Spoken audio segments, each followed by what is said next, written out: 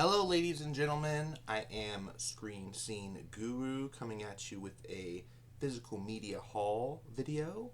So today I will be discussing a new series which I have acquired. So let's get into this. We are talking about It, Welcome to Derry, of course, the first season. We didn't know exactly when the show premiered, if this would get multiple seasons, but due to the tremendous big praise from the show, a lot of people at HBO Max are very intendant on renewing this for multiple seasons. I believe at least 3 seasons that it has been confirmed for, but really cool that we just got the first season on DVD and Blu-ray 4K in this month, March. So let's get into some of the deets, shall we? So on the back, go back to where it all began. Set in the universe laid out by Stephen King's novel It. It, Welcome to Derry expands the vision established by the filmmaker Andy Muschietti, who also did The Flash, which I wasn't a big fan of, but I liked it. In the feature films It and It Chapter 2. So like I said before in my previous videos, I saw the first It film in 2017, the reboot, in the theater. I took my family to go see it, and I enjoyed it. Kind of a weird film to go see with your family, but it's Stephen King, horror. So yeah, I really liked the first It Chapter 1. Didn't get around to seeing It Chapter 2. I do have the Blu-rays of them, so I think I might watch Chapter 2 before I start the series, just to get kind of caught up on the franchise. But let's go into this real quick. I will do a quick reversing of the back slipcover, because I do like to do that. I get new physical media. It does have a little bit of information on the back, so that's why I'm flipping it. So let's see if I can get it to straighten out a bit. There you go. Alright. So now I've got it flipped over. Let's see. So for disc 1, we've got the pilot episode, which is pretty good. As 4 misfit kids vow to find their missing classmate, Major Leroy Hamilton arrives to a mixed reception at Derry Air Force Base. So really cool stuff there. Then we got episode 2, The Thing in the Dark. It's really cool. While Caroline and Will navigate their new life in Derry, Ronnie worries about their father's fate. So that's really cool. Episode 3, Now You See It. We've got as Leroy, Polly, and Dick search for a new dig site, the kids attempt to get visual proof of the phenomena they've been experiencing. So this is the episode where they actually go into the underground tunnels, which is really cool. A lot to do with the book. I feel like the show kind of expanded upon the book, actually, based on the reviews I've heard from it. Let's see, going on to disc 2, we've got episode 4, The Great Swirling Apparatus of Our Planet's Function. As the kids face increasingly terrifying experiences, Charlotte attempts to advocate for Hank, and General Shaw escalates his efforts. So we do know, in fact, the military is digging up artifacts.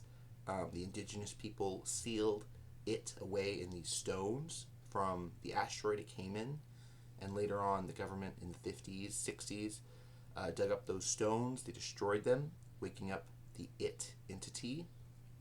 So very fascinating stuff, guys. Episode 5, 29 Neibolt Street. As the military describes, on Neibolt Street, the kids head into the sewers with their own objectives. So really cool stuff there. Episode 6, In the Name of the Father. We got plagued by dark visions. Dick gets a surprise at the black spot. Meanwhile, the kids each face their own challenges. Really cool stuff there. And then going on to the last disc, guys, disc 3. This is episode 7, The Black Spot. A vigilant attack on the Black Spot unleashes long dormant forces. In the aftermath, Dick helps uncover another critical artifact. So that's really cool. And then the last episode, episode 8, Winter Fire. We've got, as General Shaw pushes ahead with his mission, the Hamilts, Rose, Dick, and the kids realize it's up to them to save Derry. So really cool finale, I heard, where they got to use the rocks against it. A lot better storyline plot than the movies, I've heard, because the kids actually have a lot more to do in the town. They show the watchtower or the clock tower from the books. It's an actual location the kids go to see and hang out. Instead of in the movies, they reference it, you get to see it, but the kids are never hanging out in the clock tower. Where if you read the books, that's a pretty infamous location that the kids all hang out around. So really cool stuff there.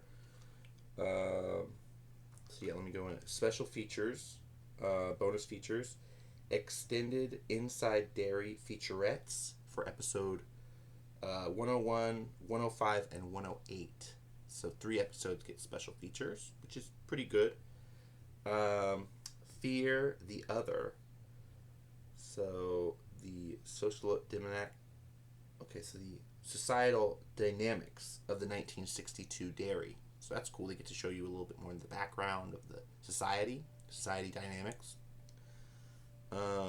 Jim Crow, the Red Scare, and the government trespassing on indigenous lands wreaked terror in this tiny New England town.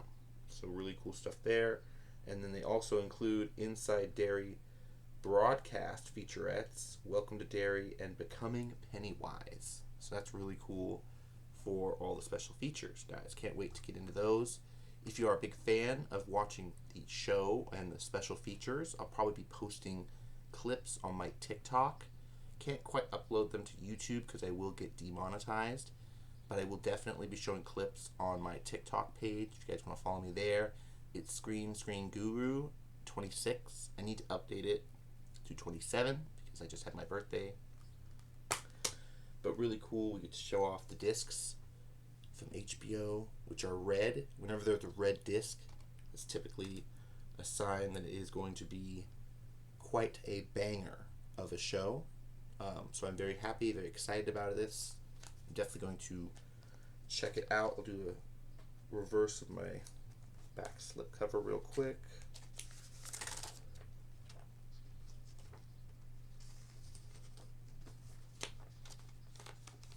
Sometimes it can be a bit of a pain in the ass, especially if you look at the corners.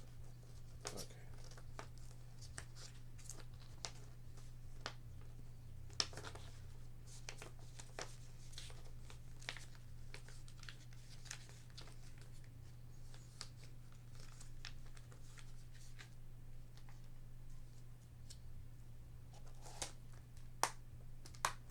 Alright, cool. So yeah, Welcome to Derry. And of course we got, I believe it was one of the Skarsgårds who played Pennywise in the movies. He also returned to play Pennywise in the show. So that was really cool. Periwinkle, also they kind of explore the lore of Pennywise, where they say that the circus clown that he was eaten by, or Pennywise ate this clown back in the day, who was the real Pennywise, who was the real actual person. So it's really cool to get to show you that lore. Let me pull up real quick on the IMDb cast to show you all the people involved, because there was a lot of actresses and actors involved. Let's see.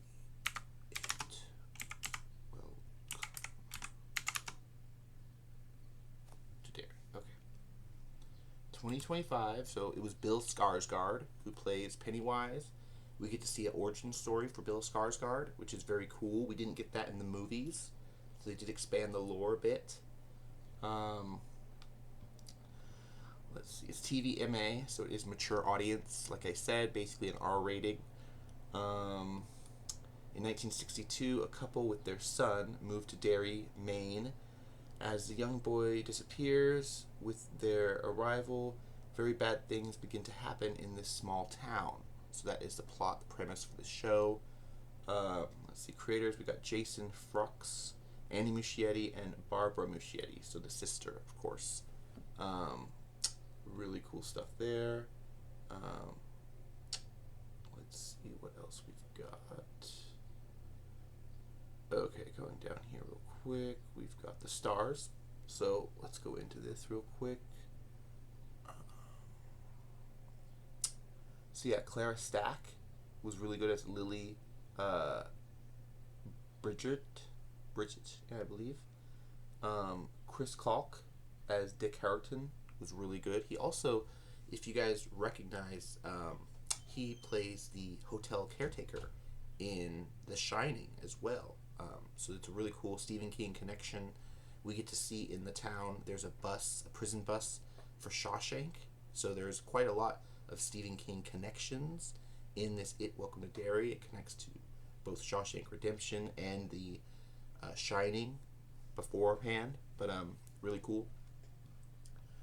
So let's see who else we got. James Remar as General Francis Shaw. He played Dexter's dad in the original Dexter series. Great actor. We also get to see Joshua Orak as Tenel. So a lot of indigenous actors in this as well. We got to see Kimberly Guerrero as Rose. Hannah Story as Rhoda. Let's see. Okay, Matilda Lawyer as Marge Truman. So Marge was in it. We got to see Taylor Page as Caroline Holland. So that's really cool. And then Javon Apollo as Leroy Holland. And of course, Bill Skarsgård as Pennywise. I want to see if they've got... Oh yeah, they do have her. Okay. So Madeline Stowe as Ingrid Kirsch. So Madeline Stowe, great actress. I loved her from Revenge. And she plays Pennywise's daughter, Periwinkle, in the show. So that was really cool to them to go into. They actually have a Funko Pop of Periwinkle, if you guys can find it. It's pretty dope, and it goes along with Pennywise. But yeah, really cool stuff there. I think that's pretty much all the people I wanted to reference for the show. But yeah, it's a really good show. You guys should definitely check it out. If you don't have HBO Max, it's now available on physical media, DVD, Blu-ray, 4K, any format you like. I got the Blu-rays just to make sure they had the bonus features. I wasn't sure if the DVD or the 4K would have that, because they have been doing this weird little thing as of late where they make you buy a certain format for the special features. Sometimes it's on the Blu-ray, sometimes it's on the 4K. They usually was on both before, but now in the last few years, they have made it very difficult to get bonus features. If you're just buying the DVD or the 4K, it might not be on there. It's typically on the Blu-ray. That's why I went for Blu-ray. But looking forward to a lot of stuff coming out, guys. I've got, another video I've got to make about UAPs, because there was, of course, UFO file dump. But real quick, let me just catch up on the news from last week on let's see. Tom Hiddleston recently talked about how he's very excited about Avengers Doomsday and Secret Wars, even though we haven't really gotten any confirmation about Tom Hiddleston being involved that much in Doomsday or Secret Wars. I do believe he will be a character that is shown off. Not sure how much they're going to use him as like integral character, because the Disney Plus Loki series, I felt, ended off in a kind of weird spot. If they want to bring him back, they can, but I don't feel like it's necessary. Devil Wears Prada 2 has already made $77 million, so it has beat Michael and Mortal Kombat 2, which is very shocking, but it is a legacy project, 20 years old, so this sequel has very much the same appeal like Top Gun Maverick did, so that's very awesome. Dolly Parton and Jimmy Kimmel talk about her alien experience and how she was a dancer back in the day. She felt nauseous or fluish and asked to go out and sleep in a friend's car. And when she did, there were lights that were seen outside the car. An entity, supposedly a gray with 3 fingers, came up to the car door and touched her. And she claimed it was the hand of God, which is very interesting. It's gotten some religious people upset, but others, it is very understandable because, these experiences people have are likened to religious experiences. And yeah, Dolly Parton talked about how her husband, Kurt Russell, also has had a UFO experience. He saw the Phoenix Lights. He's on that new Monarch show, which I highly recommend you guys check out. Tom DeLonge talked to George Knapp about UFOs recently because of the file drop. So that was really cool. Tom DeLonge from Blink 182 has been covering this stuff for the last 6-7 years. So yeah, like I said, Devil Wears Prada is doing very well. Devil Wears Prada 2. Narnia, the movie from Netflix, gets pushed back to November of 2027. So I guess we were supposed to get Narnia some point this year, even though I hadn't heard any news about it. Now we're officially getting it in 2027. So The Magician's Nephew is going to be the first of many, I'm guessing, Narnia films, which is very cool. IMAX executives confirm over the weekend that IMAX exclusive screenings for Avengers Secret Wars will happen in 2027, December 2027.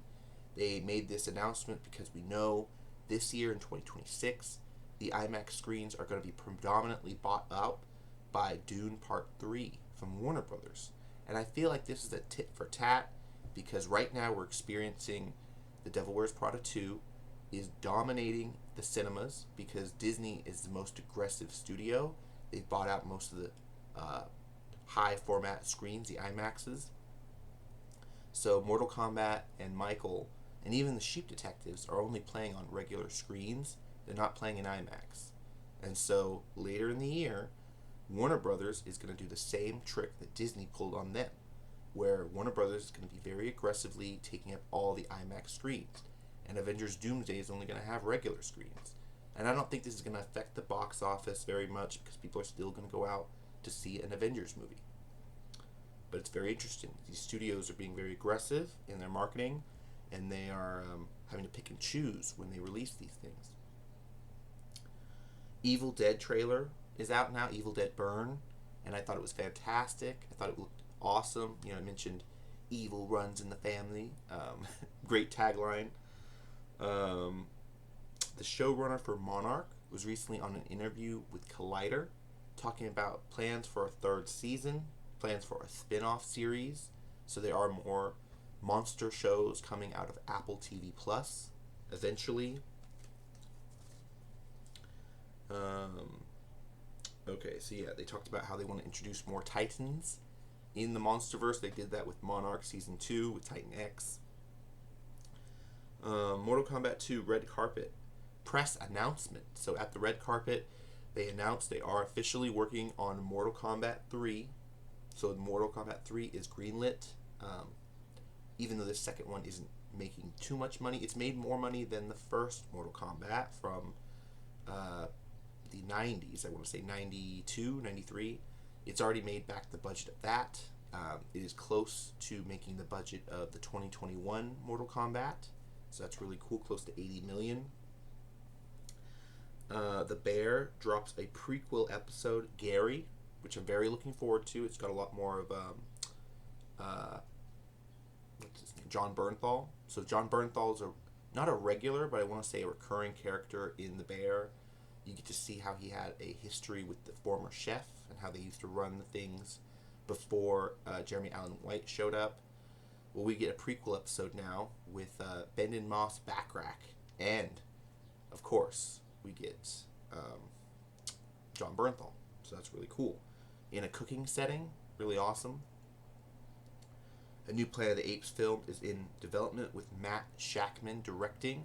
So there was a rumor about him doing a Fantastic Four 2 or moving on to a new project. Sounds like Disney wants him to do a Planet of the Apes for them. And Wes Ball just did the last Planet of the Apes, which I really liked. I went to the theater to see that one. Kingdom of the Planet of the Apes. And I thought it was great, fantastic. I hope they continue the story on. It looks like they're kind of building up to the astronaut from Mars returning to Earth, the Marky Mark storyline from the Tim Burton film, which I wasn't super crazy about, but it was good. Very good, I'd say. They could make it again, make that movie again. I thought was the plot for the next one. But it sounds like they're going off from the plot of Kingdom of the Planet of the Apes, and they might be making a whole new original story, which is like, okay, they've tried to reboot this like 3 times. And there's also a comic book coming out with the Predator versus Kingdom of the Planet of the Apes, which is also very interesting because it's 20th Century Fox doing it. Matthew Lillard joins the cast of Man of Tomorrow. So we've heard a lot of stuff from Matthew Lillard. I saw him in Scream 7. I kind of wish they had him in the film instead of AI'd him. But Ted Turner unfortunately passed at 87 years old. He was an iconic television producer, the creator of CNN. He also had Turner Films, had a company about making movies. He was an entrepreneur, businessman, one of the 4th largest landowners in the United States, and he made sure the land that he acquired would be kept for conservation and not be built on. So he's very much like John Dutton from Yellowstone, which I respect a lot. Andy Serkis talked about how he may not have time to shoot his scenes for Batman Part 2.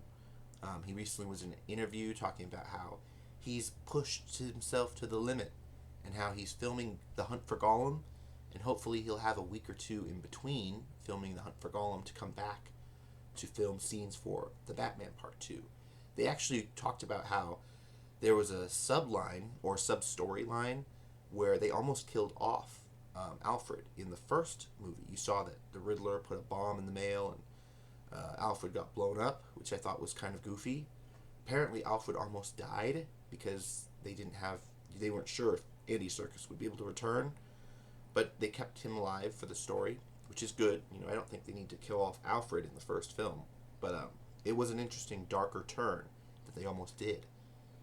So yeah, rumor has come around that Nintendo held a surprise direct announcement, which is basically just saying that they are doing a Star Fox game.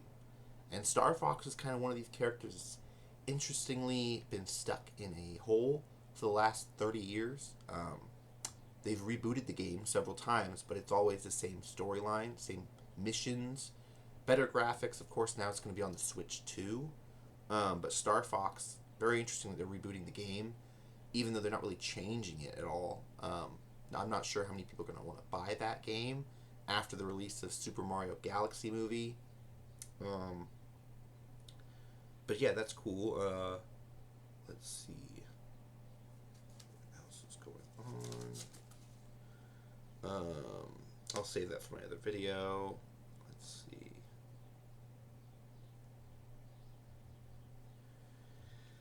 Yeah, so some of this I'm going to save for another video real quick. But Sean Levy has announced he's doing a new sci-fi movie after he's done with Starfighter. So Starfighter is coming out in 2027. He's apparently working on a new film called Somewhere Out There. It's an emotional story about a man who lost his wife, and he's sending a signal into space to get a response from aliens. So, very interesting stuff there. Rumor that DC is working on a Deathstroke and Bane movie. So we heard about this like last year, I want to say. Deathstroke and Bane. We weren't sure if it was animated or live action. It sounds a lot like the Matt Reeves dynamic duo that he's working on, the 2 Robins. That's going to be both animated and live action. Not sure who they're going to cast for Bane or for Deathstroke. But, yeah, sounds like a really cool project. I'd love to see it, even if it was animated. Let's see. Jonathan Bailey and Natalie Portman are starring in a new film, which is pretty cool. Apparently, Jonathan Bailey and Natalie Portman are going to be in a cycling film. So it's a film about sports, which is pretty good. They need to come out with work. And we got Paramount goes after an Angler journalist page by pulling funding and telling talent not to do interviews with Angler. So that's very interesting that they're doing this whole thing that people warned Paramount would do. They blacklist people. They would not work with them because of their political alignments. And now we're hearing the first real news about Angler news outlet, which I haven't heard of Angler, but I guess they're a reputable news journalist outlet. Paramount is now telling their talent, their actors and actresses, not to do interviews with Angler, and they're blacklisting them because of some stupid political alignment. So pre-production for Matt Reeves' The Batman Part 2 has started. He showed a post with the the Batmobile with snow tires. So that's kind of fun, Batman driving around in Gotham as it's snowing. They announced that Aliens Fireteam Elite is going to be coming out, the second game. I haven't even beat the first one. I'm still trying to beat it. But it's coming out summer of 2026. So we're getting it this year. Looking forward to that because, Ridley Scott always has, the game developers come to him with notes and they get approval from him on all the games. So yeah, that's really cool. Let's see. Oh, there's a rumor that because we now have the Punisher One Last Kill special out, all of Daredevil Season 2, Born Again, has dropped. You guys can binge it now on Disney Plus and see that Punisher special. I need to do it. I need to catch up. But now there's been a rumor from Daniel RPK and a few others that a crossover event will happen. Now we know that Punisher is going to show up in Spider-Man 4 in July or June, I want to say. But apparently this crossover event that is rumored is going to entail Spider-Man, Daredevil, and the Punisher. Supposedly after the Spider-Man 4 movie, there may be a special presentation or something like that with all three of them, which is kind of what we wanted out of the Season 2 finale for Daredevil. We saw Daredevil, Jessica Jones, and then a crowd of angry protesters take on Kingpin, which that's fine, that's alright, very CW, if you will. I was kind of hoping there'd be more heroes involved in that group, but it looks like they're building that up in Season 3 of Daredevil Born Again. We're going to get Luke Cage, Iron Fist returning. It's basically going to be a new season of Defenders. Better budget, better quality. And yeah, we heard about the hantavirus cruise ship. The CDC has safely gotten the 17 Americans off that ship. They're now in transport to several different states. We know at least one of those 17 has confirmed, has symptoms of the hantavirus. They're not exactly sure how it spread so quickly. I mean, I was saying it's because of the confined space on that cruise ship. And someone had recently traveled to West Africa where hantavirus is pretty prevalent. So yeah, really cool stuff there. I mean, not really, but medically, gotta keep an eye on it. Mother's Day also was a really big hit for the cinemas, guys. Usually Mother's Day isn't a tremendous outgoing for the movie theater space, but this year, 2026, was a return to form for the cinemas. We had Michael played early, then we had Devil Wears Prada come out, then Mortal Kombat 2, and now Sheep Detective. So we've got 4 films all consecutively playing over the Mother's Day weekend. They said it was a 92% audience turnout compared to 2025, so that's pretty good. They said the sold out theaters helped Michael and Devil Wears Prada, but unfortunately Mortal Kombat 2 was left out in the cold a bit. And then we did see a resurgence of the Sheep Detectives. A lot of people like to go out to see that. It was slowly building up more screens in the week leading up to Mother's Day. We had, at first, it only had 2 screenings. Then I witnessed that Mortal Kombat lost screens and Sheep Detectives got more. There was at least 3 screenings of Sheep Detectives the day of Mother's Day. So really cool stuff there. And then of course we had Vin Diesel, the GOAT, announced at a Universal shareholders meeting that Peacock is in development of 4 Fast and the Furious series, which was a big announcement. They actually had a Universal exec come out and actually debunk that claim. He actually said there's 1 series in development and potentials for others, but only 1 is greenlit.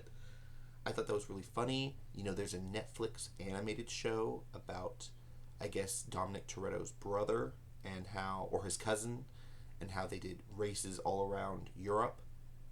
Definitely got to check that out. It's a lot like the Camp Cretaceous show from Universal that dropped on Netflix. I am binging through that. But yeah, really cool stuff. Glad to see that, Vin Diesel came out of the woodwork to say, hey, we need to do a television series, TV universe, because they haven't been able to greenlit Fast 11 for a very long time. I'm not sure if Universal even wants to put the money into that. So they said we're going the way of TV, which is very good. They've had a list of cars in their parking lots over there at Universal Studios for months, and people have said they need to pull those cars and film them, driving around in LA. They need to film them driving around other cities because they've got the product. They just need the actors and they need the story. So it's not that hard to come up with a Fast and the Furious script. I mean, I'm sure they could bring in, one of the movie directors to do the show running of the show, or even bring in Vin Diesel as a cameo or as producer on the show. But yeah, that's all the stuff I've got for movie notes. I want to thank you all for watching one of my videos. Thank you for clicking on it. I do ask that you like the video, subscribe if you haven't already, hype the video if you can. I am going to be doing a lot more of these, hopefully going to try to come at you guys with the breaking news of the world in cinema and television. We do have The Mandalorian and Grogu Star Wars movie coming out on May 22nd. So I do want to give a big shout out to that. I'm looking forward to that very much. One more quick thing before I dip. I was able to go out to my local AMC theater right before Mortal Kombat came out on a Thursday. They were able to sell the popcorn buckets, and I was able to get mine, so I'll show off mine real quick. Back up a bit, and then show off the glory that is the Shao Kahn popcorn bucket. And it is just massive. I'd have to say it's probably the biggest bucket I've gotten. And you can remove the helmet. The helmet's quite small, so I couldn't fit it.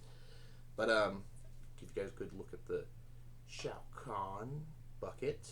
And on the back, very nice. Shao Kahn Mortal Kombat 2. And I think they even show you inside flawless victory, which is really cool. I love that. And on the bottom, marketing for Mortal Kombat 2. This is a bit of a smaller bucket than the one they advertised like online. They had the black bucket with no designs on the side, but this is a bit of a smaller one. I am a big fan of the games. I haven't really played the games. I need to get into them, I know. A really cool topper for the freaking bucket. I mean, geez, look at this thing. It was worth the $50. I'll have to say that because of the head, the helmet. Love the traditional Japanese art armor. It reminds me very much of Shogun, if you guys were into Shogun. And yeah, like I said, it's way too small for my head, guys. It's like, right? So yeah, pygmy heads may be able to fit into it, or children, I would say. They've had this weird craze of, could you fit into the popcorn bucket since Gladiator 2? Gladiator 2 had a popcorn bucket with a helmet. That was also very small, I've heard, and they've yet to make ones, that actually fit people's heads. But very cool.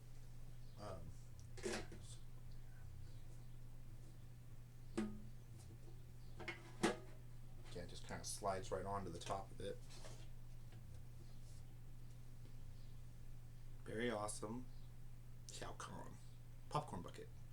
And this was, like I said, $50 from AMC Theater. But I like to show off the cool props for the channel. And, I like to ask people around the world, have you guys collected the popcorn buckets yourselves? I've got one up top on the shelf. That last one I got was Captain America Brave New World. I like that one. I didn't put any popcorn in them. I traditionally try to keep them very clean, in case I want to trade them or do some other stuff with them. Like I have the Jurassic World, what was the last one? Jurassic World Rebirth. Yeah, I've got the Rebirth bucket that has all the different dinosaurs around the side, which is very good to have. But yeah, I'm up to about 92, 93 subscribers, guys. So if you subscribe to my channel, support it, I would very much appreciate it. On my road to 100 subscribers. And of course, you can follow me on Facebook, Instagram, TikTok, all those places for all the good stuff. This is me signing off. So have a good one. Stay safe. And I'll catch you in another one of my videos. Bye-bye.